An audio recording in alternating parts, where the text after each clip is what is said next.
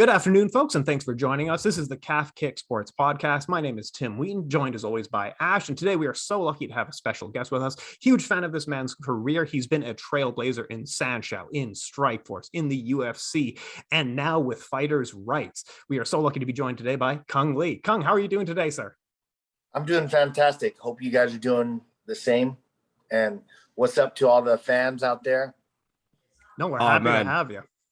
This is very surreal for me, Cung. I'm trying not to fanboy out too much, but I mean, from watching your first, I watched the title fight with Frank Shamrock at 19, and now I'm 32. I'm interviewing you, so this is very, very surreal. But I'm happy you're here, and yeah, thanks for giving us your time, man. Of course. So I actually just wanted to, I want to go straight into that because, like, really, let's go. You've had a storied career in terms of your fighting history. You know, you've had many fights in Sanshou, and even some of the fights that I'm thinking, like, I could think of some legendary fights with Frank Shamrock, the KO victory against Rich Franklin. What's your favorite kind of moment in your fighting career? I'd really like to know.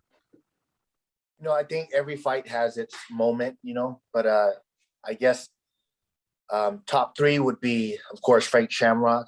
Then when in 1999, the U.S. team versus the Chinese national team in Sanda, we fought in Hawaii, and it was a lot of pressure because only two other fighters from our team have won, but like they were like Muay Thai fighters because we didn't have a full team, and China brought like their like the best of the best. So we hit up in Fairtex and Jungsunan Fairtex, and then they ended up kicking ass on for the USA. Team USA, and then I was the main event, and there was a lot of pressure. I remember I was coming back, and then the Hawaiian fighter Harlem, he got hit in the eye. His eye socket got broken. His eye was hanging out, and I was walking out, and then his eye was still hanging out. He was like, "Go get him, Cung." I was like, "Oh my god!"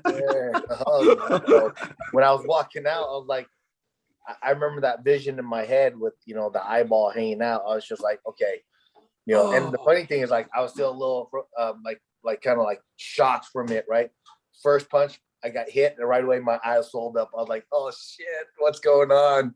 Then I just said, I'm gonna walk this guy down and just grind out some hard, combos and keep the pressure on him and try to break him. And that's what I did. And yeah, so that's a crazy story, man. You must have been so nervous as well, right before the guys, before you're coming out. I literally was walking out, and they're wheelchairing him, or they had him on one of those rollaway, gurney beds, and I was like, "You okay?" Shit. I'll try to get some revenge. I should have laughed, but like, wow. And then I guess the third best would definitely Rich Franklin, just because I was pretty banged up for the fights, and then there's a lot of pressure. I wasn't able to even start kicking. The only thing I was able to kick was paddles, and then my trainer was holding Thai pads, so I had to kick with the shin. And a couple times, his pad was sticking out a little bit, and I hit my instep, and I was like, "Oh man, dude, keep that in tight for me," So were you not able to kick in that fight then, Cung? Were you injured? Well, I thought I broke my foot against Patrick Cote. And then literally later on, when they're wheelchairing me to the post fight conference, Dana White walks by, looks at me, and was upset, mumbled like, "What the fuck?" And so I didn't know. I was sitting there, and then Anderson Silva was just got done doing all his questions, and I can't remember who asked the question, but literally they're like, "So what's next, Cung?" And I said, "Oh, hopefully my foot's not broken. Take some time off, and then we'll figure it out from there." And then Dana White jumps in and says, "I'm going to take this question for you, Cung. Cung's going to take a week off and get back in the gym because he's fighting Rich Franklin in Macau, our first ever." No one told me. I was just like, I guess I'm going to take a couple weeks off and get back into the gym. And I mean, just from there was, like it's like the pressure. Yeah. We need you. We need you. We need you. And so I did what I had to do. And I could see that release as well, right after you won. I mean, like in Macau as well, you were just like, you were jubilant right after that knockout. Like you slept him, and I could just see the relief immediately, especially in Macau. That must have been so epic. Yeah, one thing I did learn about that fight is like, do your film studies, because literally the only thing that was throwing me off was I watched so many of Rich Franklin's fight that every time he moved, I knew what he was going to do, but his reach was a little bit longer. So he touched me a few times early in the round. I was like, oh man, his reach is like just hit me in the face. So, I had to adjust a few times, and of course I'm really good at catching kicks when people kick, but I knew he was chopping away at my leg, and if I caught it and took him down, then he won't kick anymore. So if you watch the fight closely, my first counter hook, it was like air ball. If you're playing basketball and you miss the rim and the net, I just like, oh man, I punched all air. Then the second punch, the second hook, I clipped him a little bit. Then the third one, I got him in the shoulder, and I was like, okay, the next one should be it. And he kicked again, I clipped him, and I definitely, I didn't just think punch here. I thought I punched through his face, I just like, it's going through. KO of the year, man. I think it was KO of the year as well. Insane. Tim, you would say something. Yeah, absolutely, man. It was a great knockout. Like you said, you punched through his head, ended the night. It was a main event. But I really wanted to get into the nitty gritty. Right now, you're working with the MMA Fighters Association. You fought on Showtime. You fought on Fuel. You've main evented throughout your career. How much pay at this point are fighters missing out on because they can't have sponsorships on their shorts, for example, that they have to wear like Reebok and Venom gear? Well, for me, what I know is the fighters in UFC, they can't just bring in any sponsors, right? Unless it's approved by, Dana. But most of the time, they got the new rule is, they have to wear, at one point it was Reebok, and there's a certain amount of number, which I don't know what it is. It depends where you're on the card, right? I mean, that affects a lot of fighters, because if they're lower on the card, but they can get a lot more sponsors, they're not able to use all those sponsors to support them. So fighters, I think some fighters are being creative, like behind the scenes and stuff like that. Maybe they're wearing that, and then they're getting a little bit more, a little bit less of a sponsorship, but they're making something. That's what I've heard with a few fighters, but most time they go in there and like the lower fighters on the card, they're making less than like 1,500 or 3,000 on sponsorship while they're fighting on TV, so it's very difficult. And I'm working with several groups, but the main person I want to give credit to is Rob Macy and Carlos Newton. They're the one who Carlos came to Rob and was just telling Rob about the unfairness of the fighters' pay. And then when Rob got on, he put in 10 years before any of this got any really traction. And then when it got traction, I wasn't aware about it, about like the class action, but Rampage brought me into the loop. And then I got a chance to meet Rob, and I realized, hey, my son, at the time, two of my sons were thinking about fighting, but I knew my middle son, Anthony, which I got a shirt on. He was into it. He was like, I want to be like you, Dad. I want to be like you, Dad. So I said, you know what?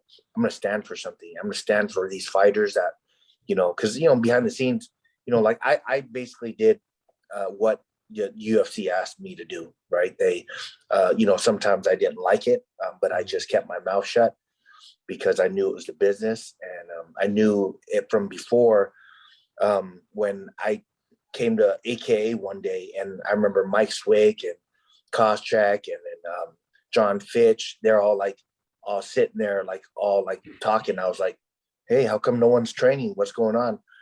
And then so Javier Mendez told me, John Fitch didn't want to sign something, and now they're going to try to hold the whole team accountable for what John did. I was like, that's crazy. I'll never fight for UFC.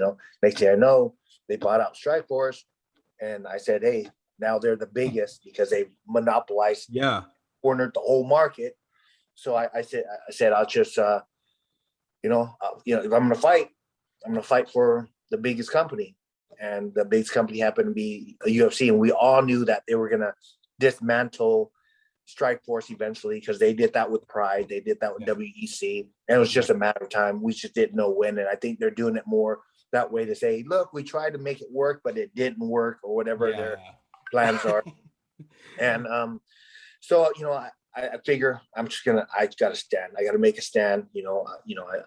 Even though I was at the twilight years, even though I fought Michael Bisping before all this happened, and they, of course, I didn't have a good fight, but he couldn't put me away early in the rounds, even though I was bloodied and swallowing my own blood. But I gave the crowd what they wanted.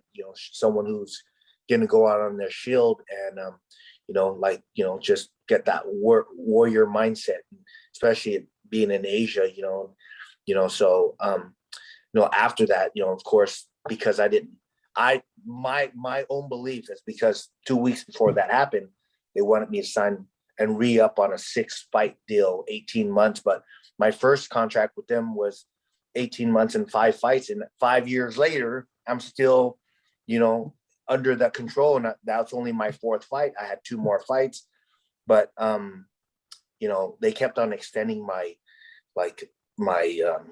contract. Like right after, I fought Vanderlei. First I was supposed to fight Vitor. They changed my opponent because whatever Vitor's, excuse was, I don't know. I was okay with that. Okay. Thanks for letting me know. Okay, now I guess I have to switch out all my sparring partners, because we go from southpaw to standard, or a couple training partners could switch.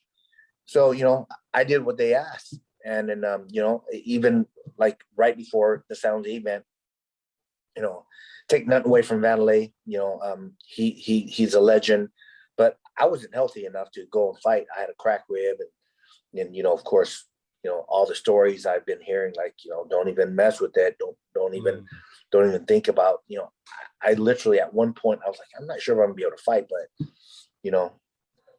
basically they won't, I don't want to be put on the, shelf and be stuck there. So I just fought, and, I had a, fight of the night, along with, they had to give away 2 fight of the nights, me and Vanderlei, and then Dan Henderson and Shogun. Right. So I was that guy who did what I was asked. And then again, Patrick Cote, they got me back in there on the biggest card, of the year. And then I got injured after that. Next thing I know, I'm doing a crazy 10-day tour, came home, had elbow surgery, and then fought like 4 weeks later, 4 or 6 weeks later. It's just crazy. But, and I definitely feel that if it wasn't for the fighters, there's no promotion. The promotion is nothing without the fighters. But, the promoters can say, well, the fighters have nowhere to fight. Well, if you stop, bankrupting or, sabotaging all the other events, you'll have a lot of other promotion, and you might build up some awesome champion versus champion, to go up against each other. But that's not how they see it. They see it as UFC is the top dog, which they are. Take nothing away from it. But if you look at it, you take Strikeforce, right? Look at how many champions Strikeforce, because Strikeforce got bought out, no one would ever know how Strikeforce versus UFC would have done. Yeah, of course, UFC with their full lineup would have won. But look over here, we had Daniel Cormier, part of Strikeforce. We had Cain Velasquez with Strikeforce. I mean, look at the list of Jacare and like guys like everyone who went we were Strikeforce, like Luke Rocco, like how about Ronda? Like the biggest, some of the biggest. Ronda, Misha. I mean, They swallowed. I mean, they basically swallowed up the Strikeforce organization just to get the elite level fighters. Exactly what you said, the same way they did with Pride. And I was actually really excited when the UFC co-partnered with Strikeforce because I'm like, ah, man, we're gonna see some champion versus champion fights, and it just never happened. And It you did. know, It was at least you got former champion versus former champion, right? Former champion Strikeforce, me, and then oh against yeah, former of champion course. Rich Franklin, right? So, Of course, yeah. and But and it's just crazy, man. Like even with the Grand Prix stuff and Strikeforce, I love that stuff, man. It was amazing, and UFC would never do that. Like even now, so it's a shame, man. Like UFC is such a big monopoly, as you said, but I guess it is what it is, man. They're the big dogs out here. but I mean, if you go back to some of the promotion, you see my hand getting raised up with the belt Yeah, against Frank Shamrock. Then you see Rich Franklin getting his hand raised up. That builds fights, you know. yeah, it's And true. like with this class action, as soon as the judge already said that he's going to certify the class action, but hopefully it becomes like boxing, because in boxing, Canelo, if he signs a deal, he's with that promoter for a year, and they promote the fight, and then whatever it is. But now you take it like if UFC, ONE FC, Bellator, all these other, they start growing their stables and then their champions, and then they start cross promoting. I think that would be awesome. Man, it would be so good for fans, especially, and even for the fighters, man. You build up so many more super fights, but it just doesn't happen. I mean, it's very frustrating, definitely. But I'm glad, like you're on top of that for sure, Kang, because we need more people like you that are kind of championing for fighter pay. Because unfortunately, the biggest advocate we've got right now for fire pay is Jake Paul, and it's it's not really the Hey, greatest. but you got to look at the circus of this, right? Jake Yeah, Paul, Dana White saying, "Hey, the fighters should be lucky they're fighting in UFC." No, you are lucky that you have these fighters fighting yes, for you, and you wouldn't be who you are with your status if it wasn't for these fighters putting it on the line. yeah, Sure, there's a lot of millionaires, and there's a lot of 100 millionaires, and there's a lot of billionaires out there that would maybe step in, and like look at Mark Cuban. His event got blocked, and then not blocked, but it went on. But I mean, and then look at Affliction, right? They threw yeah. some fights too. I mean, there were some companies that wanted to get in with some deep pockets, but they're like, Yeah. oh, why are we gonna do this when the UFC is always gonna you know sabotage the event? And everyone wants to fight for the UFC at the end of the day. If you are a budding martial artist, the goal is to get into the UFC. And unfortunately, you're gonna have to you're gonna have to sign a contract where you get 10 to show and 10 to win. It just happens, and most of your pay goes on training. But yeah, it's a sad business for a lot of fighters, unfortunately. Yeah, look, boxing, you have to start somewhere else too. But Yeah, when you come in with the name, you're getting paid more, yeah, of right? course. So even in UFC, you come in with the name, you're not getting paid that much more. I mean, it's just crazy. And the huge difference between here's boxing pay and share in revenue, and here's UFC. UFC takes pretty much 85%, and here's a share for 90 what 97% of the fighters, and the 3% gets a little bit. I mean, Yeah. it is what it is, but we're fighting for it. We're fighting for all the fighters, and support MMAFA. They're trying to. Rob is also part of this too. He taken. We already got over like 60 signatures from Congress, and we've been going back and forth to Washington D.C. to try to get more, sponsor, people sponsoring the bill for the Muhammad Ali Act in boxing to go into MMA and into combat sports, just not just for MMA, but all of combat sports. And then with that, the promoter, like along with all the acts going over, the promoter has to tell you what he makes at each event. Then you can negotiate your purse with the promoter there, and then now it's more fair. Yeah, of course. So. Oh, absolutely. And hopefully we have some lasting change, but it is particularly notable that you are one of the people leading the charge because you are a company guy. From Strikeforce to the UFC, you were on the good terms with these promotions. And I wanted to ask you, who is better to work with on a personal level? Dana White or Scott Coker? Who's your preferred promoter? Yeah. Look, like when out, of course, you all know the answer already. You laugh. I know. I already know by your face. Right. But of course, because Scott Coker is a martial artist, he was groomed by Ernie Reyes Sr. He's a legend in the traditional martial arts community, and that's how Scott was raised up. He was a black belt in West Coast Taekwondo with, and I even know that when I was fighting for him in kickboxing, he was like, "Hey, I'm going for my stripe." I'm like, "Good luck." Of course he had to go through, when you're a black belt, you have to go through this long 3 days of testing, right? So that's something that Dana White would never experience. So you don't have that martial arts like mindset and that honor and respect and discipline, right? Dana White, was blessed to have some really wealthy friends, and they jumped in and then they took a gamble, and they these guys have a lot of money, so they put it in, and they did great for the sports, but they are not great for the sport.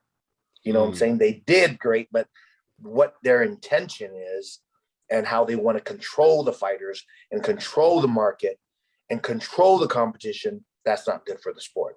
No one can flourish except them and a 1% of the fighters, because even like, look, here's a prime example.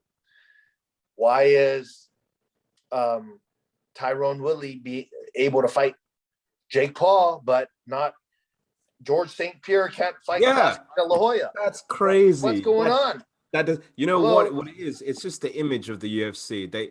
If you got JSP and he gets starched by, God forbid, he fights Jake Paul and he gets starched by Jake Paul. Like, let's just not even pretend that's going to ever happen. But you ever have anything like that, that's a hit on the UFC, because it makes them look bad. So, and Dana's never liked Woodley anyway. Like, it's just quite public. So he probably didn't even care about the outcome, really. Even before the fight, he was saying, if it was the old Woodley, he'd definitely get it. But I don't know what Woodley's going to show up. So it's almost like he had an inbuilt excuse already. It's just... Here's what Dana he needs to realize. Well, the reason maybe Woodley is not like, like the same fighter that Dana expects Woodley, and who is Dana to say maybe or whatever? Dana's never even stepped foot inside the octagon with gloves on. Maybe like he comes in with the suit and he wraps belts around people, right? And you've never fought. You shouldn't even. You might be an expert, but you can't say that. Here's someone who's given their like 4 of the fights that he fought, that he lost. He look at all the damage of all those great title runs that he had. Yeah. And you're gonna go and say, oh, you should just stick by your fighter, period. Not like second guess anything. But remember, Tyrone, he's been in some wars. Those wars catch up. Yeah. So so he's never boxed before. And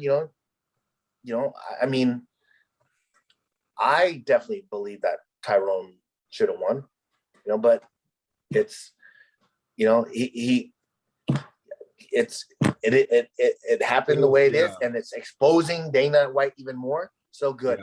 There was a purpose to all this madness, right? There's a purpose. I think the bigger picture is not that one fight, because that one fight now is talked about by many people, but now what's the buzz going on?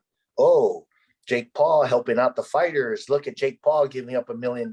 I got to give Jake Paul some credit for giving $1 million of his own purse to pay all the other fighters. That's pretty good. So Definitely. It's putting money where your mouth is. Like that was money out of Yeah. his pocket just to show. Like he didn't have to do that. Now, speaking of celebrity boxing fights, last week you were on the Fighters First podcast with a friend of mine, Mike Jin. Great show. They're great guys. It came to celebrity boxing and you had called out Anderson Silva. Now you could have called out some Tito Ortiz. You could have called out Vander Holyfield, but you called out Anderson Silva. Now, how serious do you think, looking at the next year, do you think we can get a fight between you and Anderson Silva? But here's the thing, right? He's a legend. For me, like when I came into UFC, they're like, fight Vitor. Okay. When? What's date? Oh, by the way, Kung, while you've been in training camp, we have bad news, but we have good news. Vitor dropped out, but we have Vanderlei. I said, okay. I go back to camp. Shit. Let's make some adjustments here because Vitor is southpaw, and Vanderlei is standard. All right, Javier, who's my training partners? Let's pick the biggest dude. King Mo will come in. He'll fight both sides. He's a powerful wrestler. Okay, let's do it. And it is what it is. No complaints. Just got to go in there and do it. And you just got to go. And I was supposed to fight Rich Franken in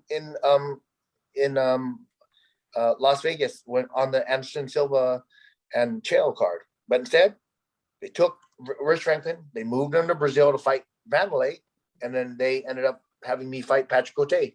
Okay, they said Patrick Cote, and I said, oh, I remember that name. The only guy that last 3 rounds against Anderson at the time. I want that fight. It's a challenge. And I would never. Like, I'm not that guy to go and challenge, right? But the question was, who would you want to fight? If I had a choice, like,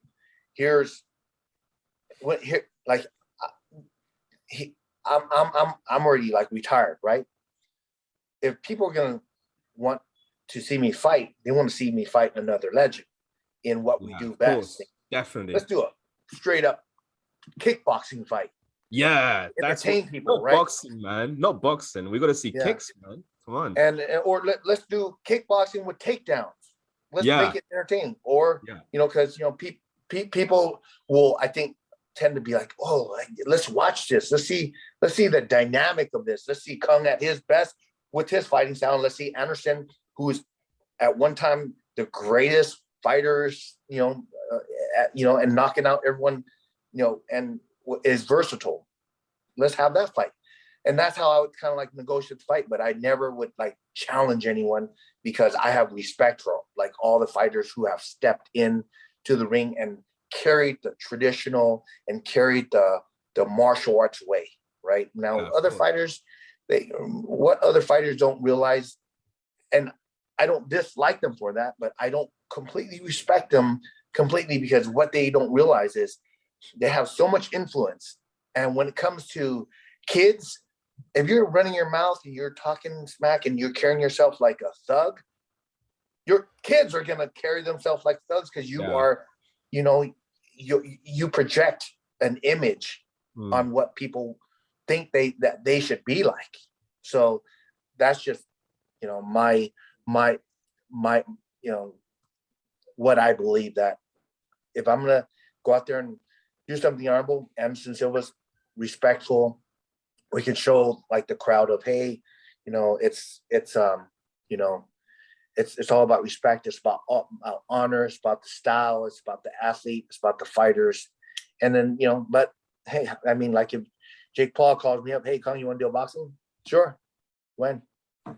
Of course, hey, it's boxing, and it's Jake Paul because he's going to pull in a lot of money, and he's that guy. He's not like Dana. He's going to be like, yo, I'm going to put out more money to pay these other fighters. Hey, great, and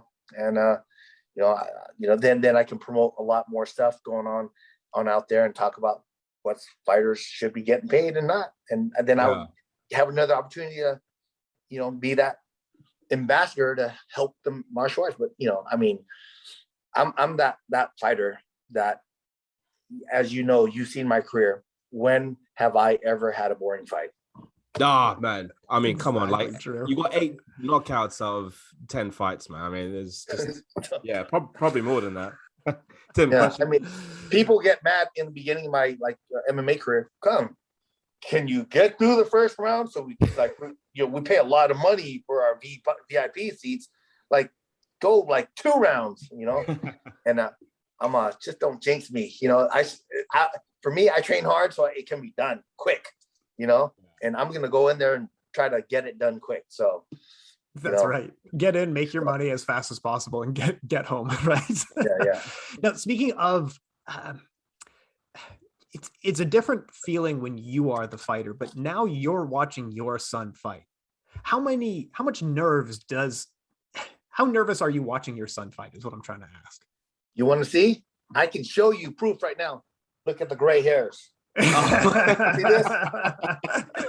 First one, Dad, train me to fight. Take me a fight. Oh, okay. That right away, the nervousness set in. I was like, oh shit, that's my son, and I got a funny story the other day. We were at Smash Gyms, Milpitas. Rudy was teaching.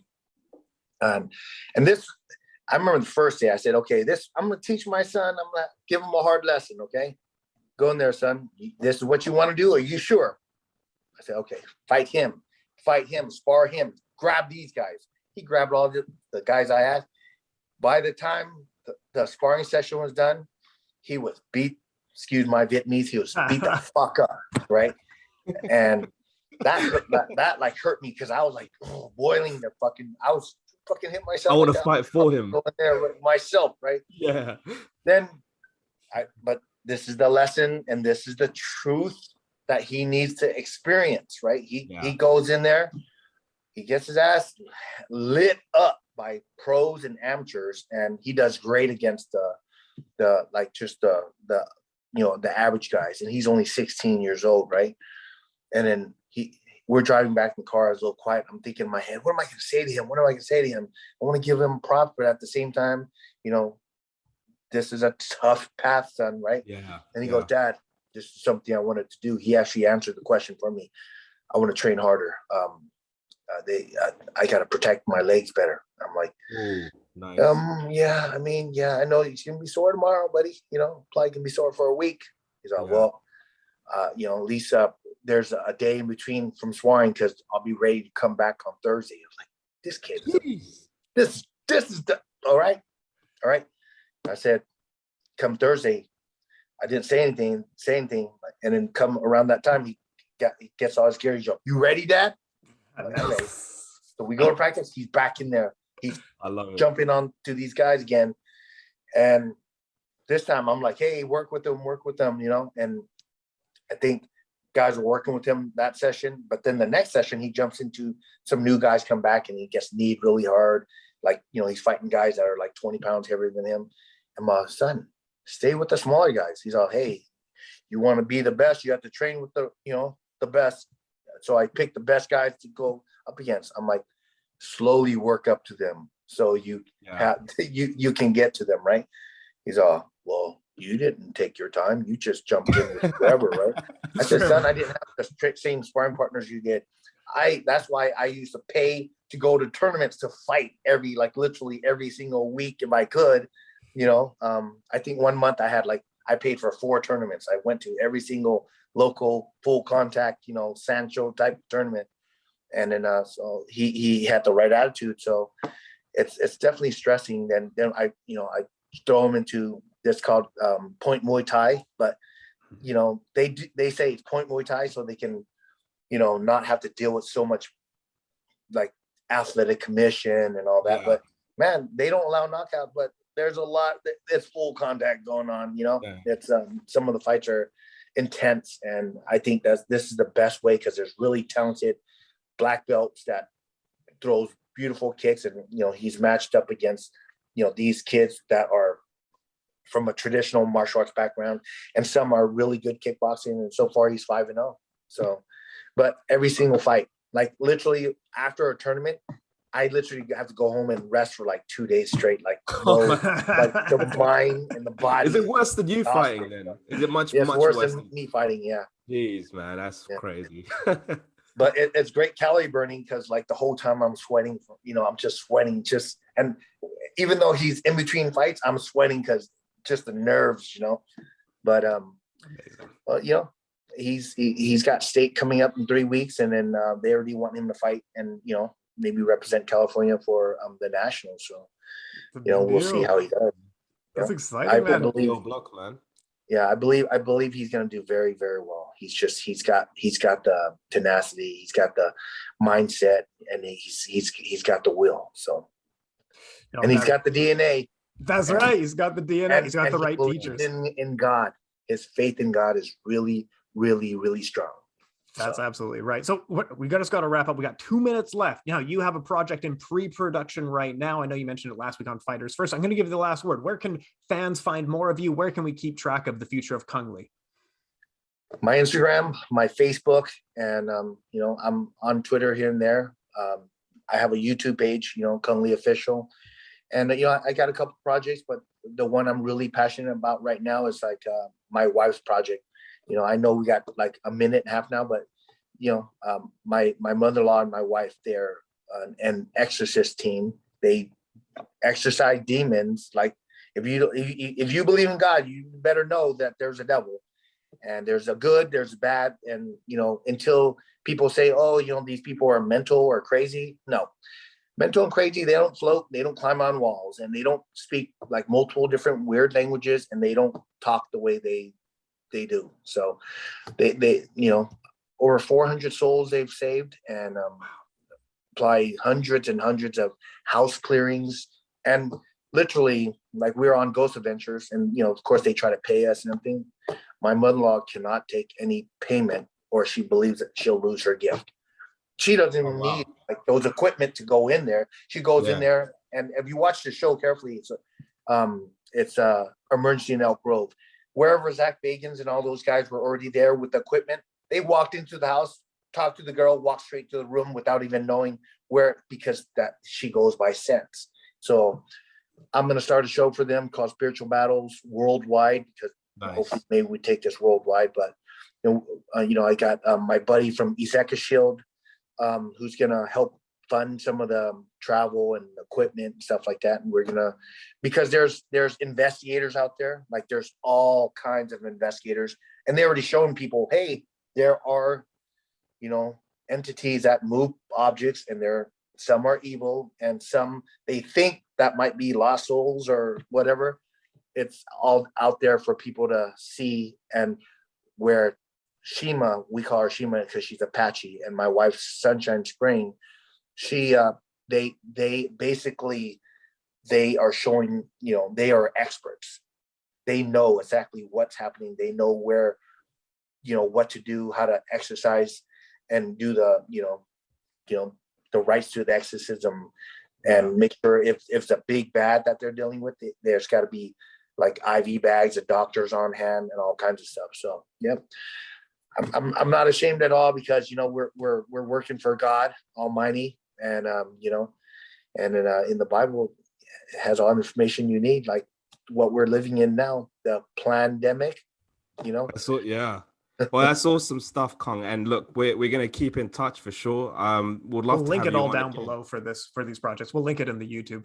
Links are down below. Cung Le, thank you so much for your time. We are the Calf Kick Sports Podcast. You can find us more, Calf Kick Sports on Instagram and Twitter. My name's Tim Wheaton. You can find me Tim Wheaton MMA. I'm joined as always by Ash, cks.mma. You can find him on Instagram. And of course, the great Cung Le. Really appreciate your time. Thank you so much, folks.